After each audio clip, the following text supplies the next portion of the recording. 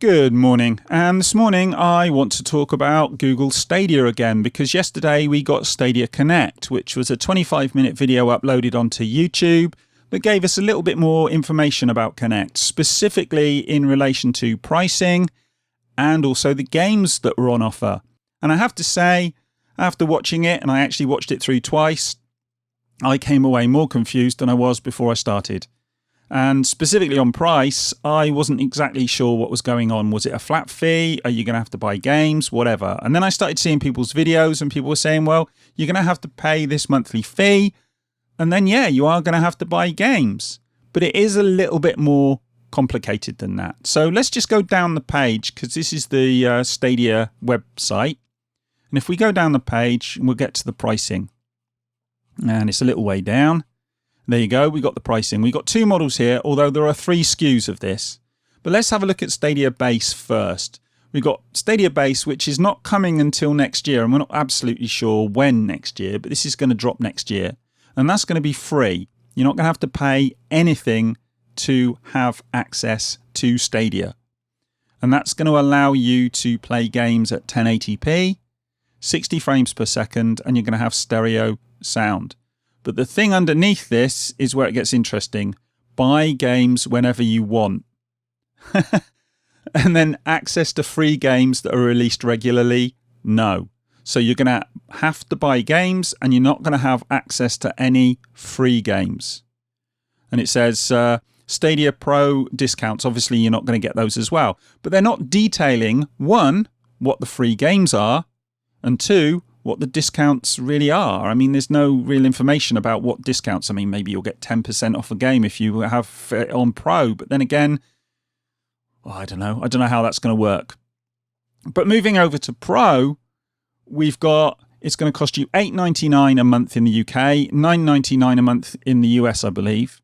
And for that, you're getting 4K as opposed to 1080p, still 60 frames per second. Bear in mind, these are all up to. And surround sound as opposed to stereo. So you're paying $8.99 a month, $9.99 in the US, just to get potential 4K, depending on how fast your your streaming is, how fast your connection is, and 5.1 surround sound. So I don't know, are you paying $8.99 a month for that? Well, you're also paying $8.99 a month to get access to some free games. Because newer games, it seems, and this is where it gets muddy, newer games you are going to have to pay for. So some games are going to be free or, part of the subscription service. Some games you're going to have to pay for. It all gets very muddy, and they've not been very clear about what games you're going to have to pay for on top, what games you're getting free. Yeah, I'm still confused, I have to say. And then on top of that, we've got the Founders Edition, which they also mention here. Now, the Founders Edition is £119, and I believe it's 125 US dollars, if I remember rightly, from the video. Now, for that, you get 3 months of the Founders Edition, so that $8.99 a month. And you also get a few other things as well. You get, let me have a look down here. If we go down, here we go. The Founders Edition is exclusive on Google Store. Well, surprise, surprise. And it says, play Stadia in November with the Founders Edition. Get access to Stadia at launch. Whoopee. Enjoy 3 months of Stadia Pro for yourself without charge and give away your Buddy Pass. And that's, you can actually give 3 months of Stadia to someone else. And presumably that gives them access to any of the free games, which they've not told us we're getting yet. Because we know we're getting some free games, but we don't know what they are. I know I keep going over that, but you're paying £119 up front and you don't know what games you're going to be getting. I'd be a little bit wary, to be honest. Hopefully we'll get some more information as the week goes on. And then it says, combine Chromecast Ultra with the exclusive Night Blue Stadia controller to play in up to 4K. They keep saying it up to 4K. It's dependent on your connection on your TV. So you could plug your Chromecast into your telly and you've got immediate access to it. And also play games on Stadia across all supported devices in early access. So, yeah, That's another one for me because they talk about breaking down barriers and giving people access to games, and I'm all for that. Anyone who watches my channel knows that I am not one of these Luddites who bangs on about streaming being a complete waste of time. I actually think that streaming is the future, and I think it's where we're heading with gaming. And I think we'll watch it take off in the way that we watched it take off with films and television and all the rest of it. But it's going to take time. Nevertheless, I do think that there's a problem here. And, Google talk about removing barriers, but then they're only making it available initially on Pixel 3 phones, which is a barrier. Why did they not release this initially on all phones? I mean, that would seem to make a lot more sense to me. If they want a large take-up of this, it would seem that it would make much more sense. And there's two reasons I think there might be for them restricting this. One is that it's a suits decision. Let's try and flog some Pixel 3 phones and not understanding the market at all, because you're not going to go out and buy a new bloody phone just so you can run Stadia on it. Or not very many people will anyway, I can't imagine. The other thing it might be, and I was thinking about this because looking at the limited list of games, and we'll go up to games as well. Let's have a look. Given the limited list of games, and given that they're only having it on Pixel 3 phones initially, I actually started to think that maybe they've rushed this to market, It does look like they've brought it out a bit sooner than they'd intended. And I think some of that might be, and I'm only speculating here, that they've got wind of what Microsoft are doing with xCloud. And so, I mean, look at the games here. I read somewhere they said, it's coming out with a great list of games. And it says, these games and more available for purchase on Stadia. All these games that are listed here that we're looking at the moment are for purchase. Even, presumably, I don't know, even presumably if you're paying your $8.99 or $9.99 a month, or you're paying your £119 up front, $125. So even if you're paying all this money, you're still having to buy these games. And it doesn't, I don't know. And I moving on from that, I started to think, well, you know what? All Microsoft have got to do this week, is it Sunday when they're doing their conference, is announce that xCloud is going to be part of Game Pass and maybe, bump the price up by a few quid. And they do that and they've killed Stadia dead.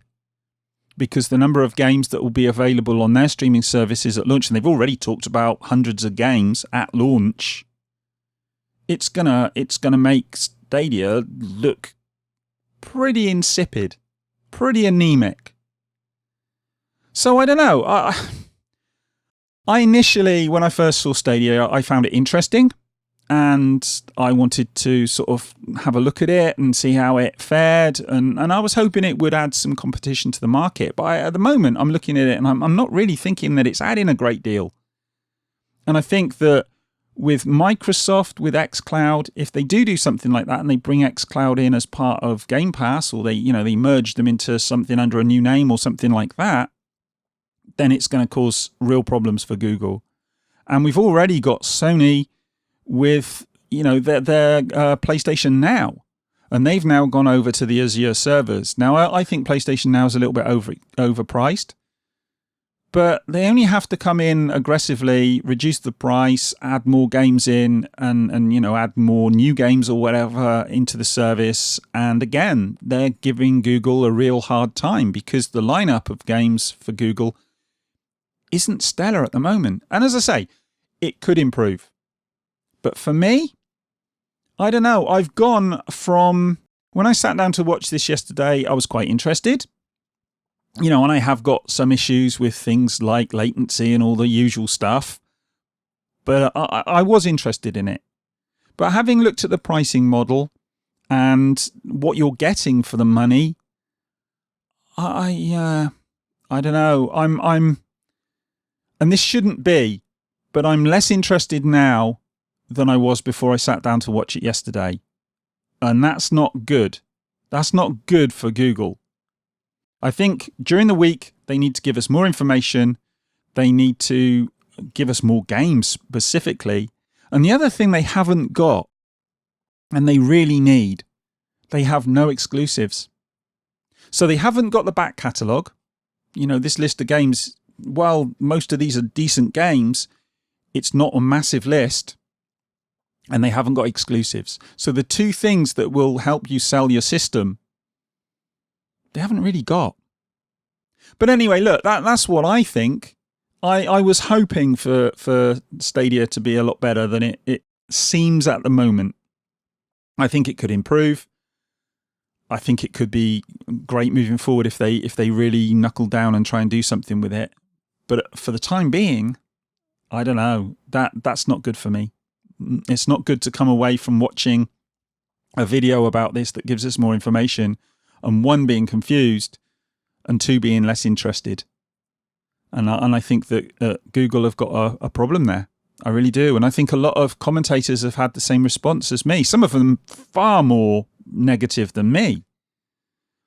I'm still interested. I still want to see what they're going to do with it. But for now, I'm reserving judgment.